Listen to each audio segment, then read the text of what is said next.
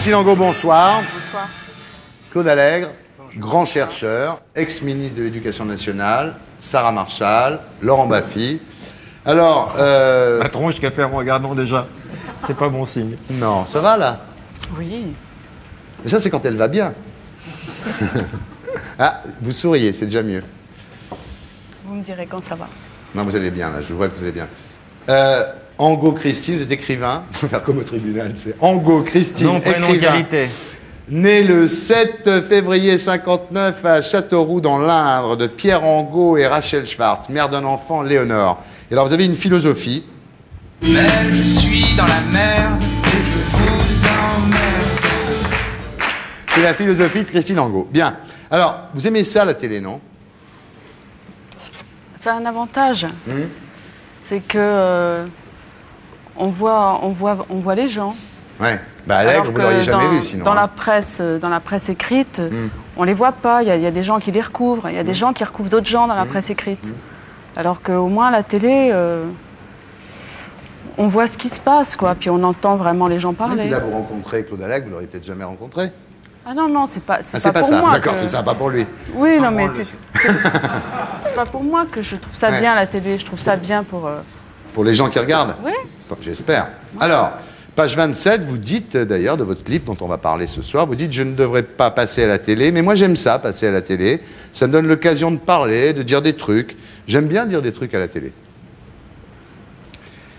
D'ailleurs, vous dites, page 37-38, avoir vu Christine Boutin dans cette émission, tout le monde en parle, qui disait qu'elle faisait l'amour dans la cuisine. Elle était vulgaire. C'est Christine Boutin qui vient ici pour dire qu'elle a fait l'amour dans la cuisine. En plus, ça fait moins de scandale que vous, quand vous avez dit chez Bernard Pivot que vous n'aimiez pas l'auteur de Gallimard, la Claftine.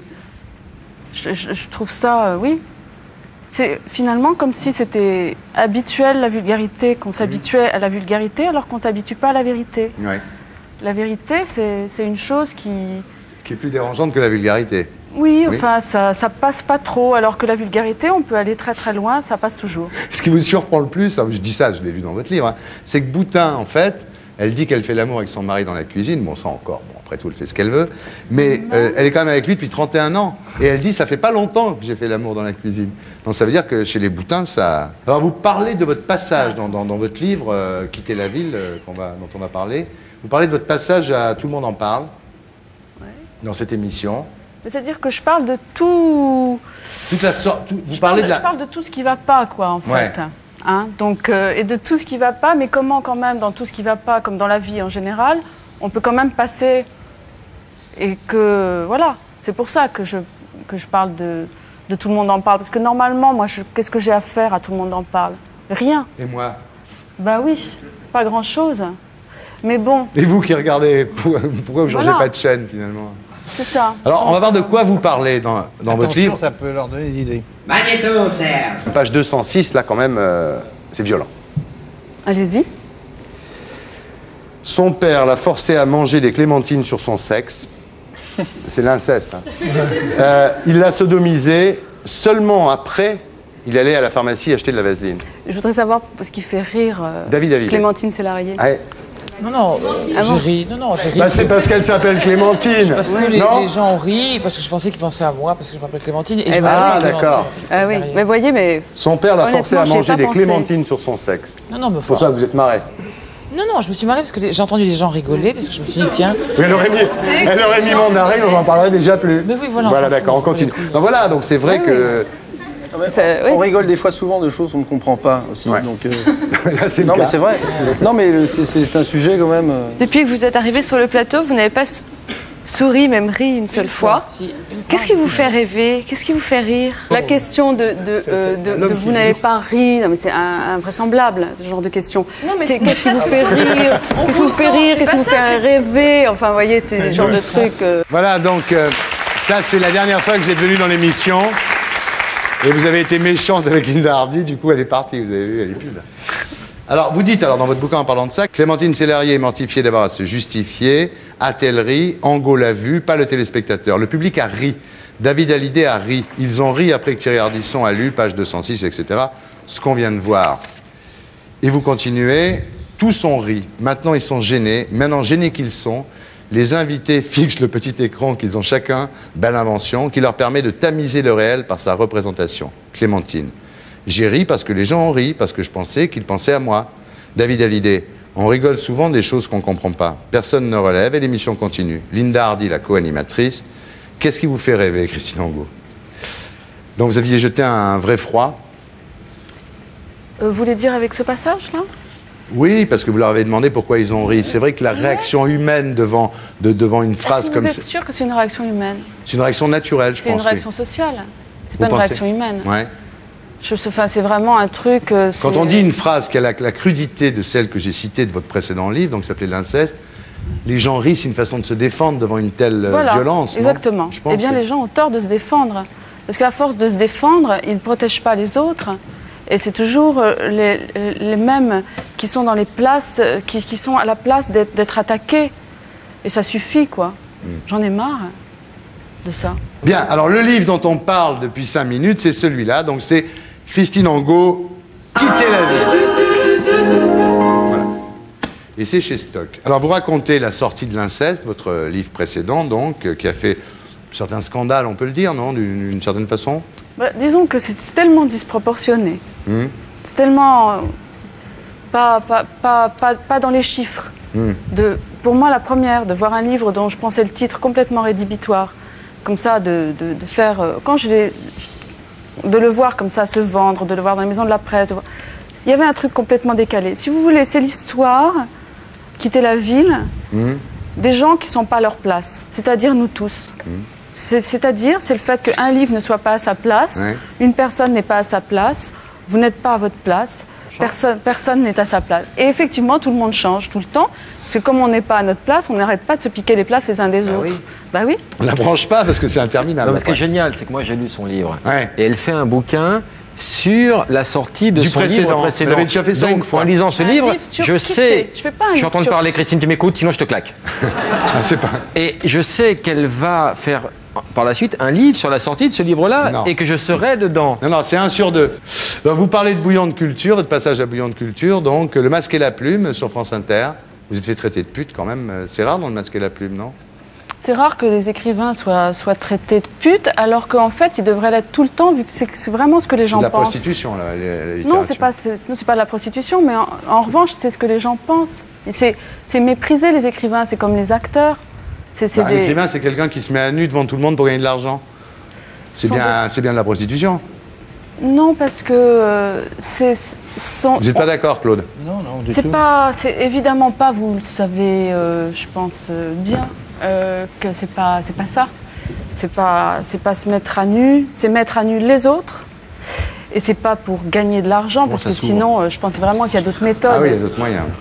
Vous parlez des articles qui sont sortis à l'époque, des ragots, et en gros, c'est un peu la tragédie enfin, c'est comme ça qu'on peut le voir, la tragédie un peu de Candide au pays du showbiz, que d'un seul coup, vous êtes mêlés, comme ça, c'est un gros succès. C'est la tragédie, en tout cas, c'est l'aventure de faire un chemin. C'est quand on fait un chemin, et il y a des trucs qui se passent, voilà, c'est ça. Alors, ça vous a quand même donné une certaine stature médiatique. Vous déclarez j'ai lu ça dans Paris Match, désormais attendez, mais Paris Match, ce qu'ils ont fait, mais c'est à hurler. Vous allez me le dire. Moi, je lis dans Paris Match et je me dis quand même, Angot, elle se la pète un peu, comme on dit en parlant de Michael. Mais vous, vous dites dans Match, désormais, tout ce que je dis ou écris atteint des proportions énormes. Vous ne l'avez peut-être pas dit, mais c'est ce qui est écrit dans le journal. Maintenant, on m'écoute.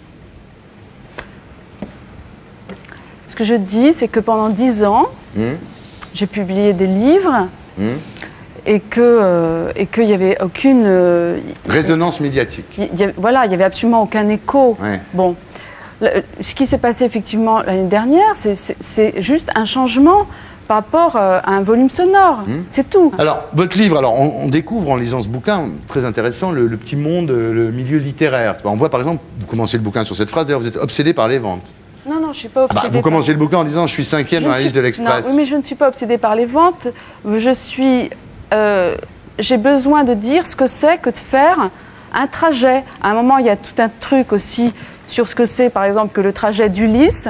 Je dis que ce trajet, d'écrire, par exemple, c'est aussi de prendre la mer sur un bateau. Et c'est le trajet d'Ulysse, par exemple. La métaphore est très belle avec Ulysse. Cela dit, quand on lit le bouquin, on est tenu au courant page par page des ventes à l'unité près. Mais vous ne croyez pas que si on prend un bateau, on a besoin de regarder à quelle vitesse le vent va tourner?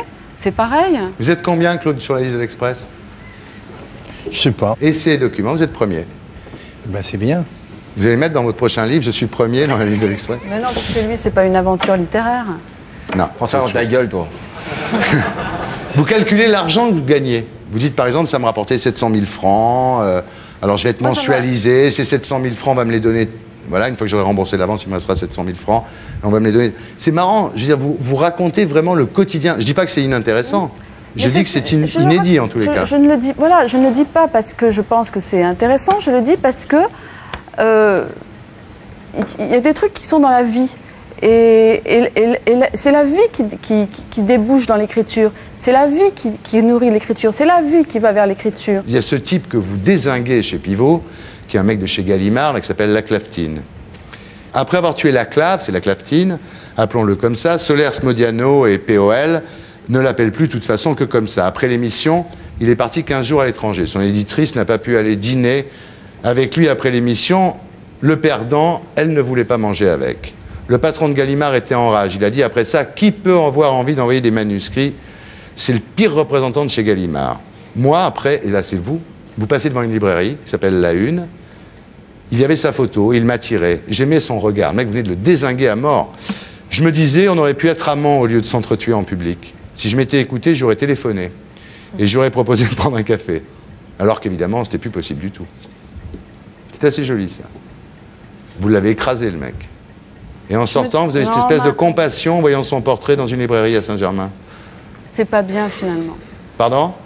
C'est pas bien, finalement. Si, c'est bien. Mais non, vous êtes capable de compassion pour ce type, finalement. Vous avez de la certaine, pas tendresse, mais une certaine pitié pour lui. C'est difficile, je veux dire. Moi, j'ai l'impression qu'il faut venir à la télévision et puis on n'y arrive pas, là. Quand vous citez ça, c'est une horreur. Pourquoi? Ben parce que moi, c'est pas mon livre. Parlez de votre éditeur aussi, Jean-Marc Roberts, qu'on a traité de souteneur, parce que, comment vous traitez de pute, on l'a traité de souteneur, et qu'il a, lui, en tous les cas, on lui a reproché de faire une opération marketing avec vous. Oui. Ça vous a beaucoup fait souffrir, ça. On vous a dit, Télérama disait, il préfère un autre auteur. Tout ce qui est faux, ça me fait souffrir. Tout ce qui est faux, ça me fait souffrir. Ce qu'on est en train de faire là, c'est faux, donc ça me fait souffrir. Qu'est-ce que vous voulez qu'on fasse? Que je lise des extraits? Non, je ne sais pas. Qu'on s'arrête de parler de votre livre? Bah peut-être. Bah, si vous voulez. Ouais. Moi je veux bien. Moi j'ai prévu un certain nombre d'extraits parce que je pense que ça peut intéresser les téléspectateurs. Maintenant si ça vous intéresse pas, on peut s'arrêter. Ouais. Claude, qu'est-ce que t'en penses? Rien. Si on peut lire le livre de Claude. Problème. Oh non, on ne soit pas salaud non plus, je veux dire. Et si on crée une bonne ambiance sur ce plateau? C'est hyper difficile de parler des livres. Moi je crois que la meilleure façon de parler des livres, c'est d'en lire des passages. Parce que c'est ridicule d'essayer de parler d'un livre, je préfère en lire des passages. Maintenant, ça vous gêne que je lise des passages de votre livre à la télévision, j'arrête. Ce que je peux dire, c'est qu'en tous les cas, quand on a lu ce bouquin, ça donne pas envie d'être écrivain, ça donne envie d'aller travailler en usine. Ah, eh ben voilà. Alors là, je suis d'accord. Mais évidemment. Parce que si c'est ça... C'est pas... Ben bien sûr, c'est pas un rêve d'être écrivain. Non, pas quand on a lu votre bouquin, en tous les cas. Ben, voilà. On en reste là pour le moment, si vous voulez. D'accord. Hein? Mais c'est vrai ce que disait Baffy tout à l'heure, vous avez écrit en 98 un livre qui s'appelle « Sujet en go ».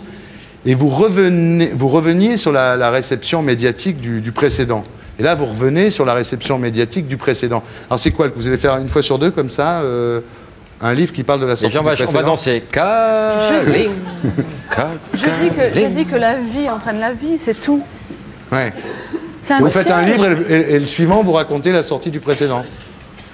Je ferai comme vous voulez. De toute façon, c'est plein de paradoxes. Il y en a un autre aussi, c'est que vous avez vendu 50 000 exemplaires du livre Inceste. J'ai vu des interviews où vous sembliez être étonné en disant c'est pas normal que ça se vende. Ben non, c'est pas normal. Moi j'étais étonné en voyant un auteur en train d'expliquer que c'est pas normal que son bouquin se vende. Et vous faites un autre bouquin et vous dites celui-là c'est pas normal qu'il ne se vende pas. Mais il se vend pas celui-là. Ah non, celui-là il se vend pas là. Non, il se vend pas. Il se vend pas. Et vous voulez que celui-là se vende? Non, il se vendra pas. Et vous êtes étonné? Non, mais moi je veux rien. Vous l'avez dit, je vous ai vu. Oui. Oui, non, mais ça serait bien pour le livre. Mais pas pour vous, voilà. Non, on peut pas dire que vous êtes sur la liste des... Alors, vous n'êtes pas 5e dans la liste de l'Express avec ça. Hein. Non, là, il se passe rien. Vous êtes déçu? Oui. pensiez encore être... Non, mais bien sûr, je suis déçue. Je sais pas, il y a des critiques qui sont pas très sympas. Elles sont même très dures. Il y a Benoît Dutertre, je reste dans Paris Match. C'est celle qui a de pire. Alors, ah ouais, je vais la lire alors si c'est la pire. Allez-y. Bon, je lis juste la dernière phrase. Ouais. Il dit que c'est un produit sans contenu. Angot n'existe que par ses postures. Elles se sont obligées de revenir aussi vite, donc 1 an après, de peur qu'on s'aperçoive qu'elle n'existe pas. Il vous nie. Il vous nie. Bah ouais. Ça vous fait quoi quand vous lisez ça le matin, là, en vous réveillant? Vous voulez que je vous dise? Ouais, bah oui. Moi, je me suis dit que c'était une trahison de plus dans la mesure où j'ai fait cette interview avec Paris Match. Avec Patrick Besson, tous les deux. Avec Patrick Besson. Et enfin, c'est surtout pour Paris Match m'a demandé de faire cette interview, très bien. Alors vous allez comme ça, naïvement, vous dites, tiens, je vais répondre aux questions que ce type me pose. Il n'est pas malin, mais ça fait rien, j'ai quand même essayé de répondre. Et ça se passe bien, parce qu'avec Patrick Besson, ça se passe bien. C'est un garçon adorable, Patrick. Parce que ça se passe, c'est bon, c'est intéressant, c'est vraiment très très bien. Non, excusez-moi, on n'est pas contre la main au cul, mais là on bosse. Hein. Et donc, puis, excusez-le. Parce que tout à l'heure, je l'ai chauffé avec cette histoire de femme qui adore ça, qui n'est pas fidèle et tout, ça l'a perturbé. Il voulait dégraisser un peu le mammouth, mais il n'y a rien à... Il n'y a rien à dégraisser avec Angot, oui. Et puis, à partir de là... Dans le prochain bouquin, il y aura marqué il a essayé de me draguer, mais j'en veux pas. Vous ne pouvez pas savoir ce qu'il y aura marqué dans le prochain bouquin. Voilà. Et ensuite... Continuez. La pétoche. Écoutez... Il n'y aura peut-être pas de prochain bouquin. Stop. Moi encore, tu choisis, c'est pas Ben stop. Pourquoi, Christine? Parce que je crois que vraiment, ça m'amuse pas, quoi. Mais pourquoi? On s'amusait bien, nous? Ben moi, non. Ben elle est partie, hein. Un peu de ta faute aussi. Non, c'est pas de ma faute, c'est Claude. Ah, Claude, c'est vrai. Moi, je ne suis pour rien là-dedans. C'est difficile de parler d'un roman. Vous, c'est plus facile parce que c'est un essai, non?